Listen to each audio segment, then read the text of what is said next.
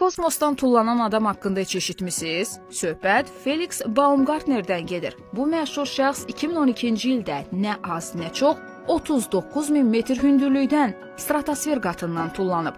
Onu ölümlə zarafat edən şəxs adlandırırdılar.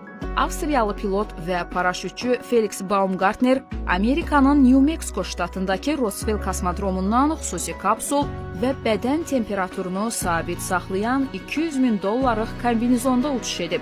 2 saat 40 dəqiqəyə qalxdığı yüksəklikdən tullanmağı isə sadəcə 10 dəqiqəsini alıb. Səs sürətini keçərək 1136 km sürətlə enən Baumgartner 4 dəqiqə 19 saniyə sərbəst uçuş həyata keçirib. Baumgartner yerdən 1524 metr yüksəklikdə paraşütünü açıb və təhlükəsiz eniş edib. Canlı görüntülərini isə nə az, nə çox düz 7 milyondan çox insan böyük həyəcanla izləyib. Onu daşımaq üçün xüsusi hazırlanmış 850 min kubmetrlik plastik helyum şarının çəkisi isə 1360 kiloqram idi.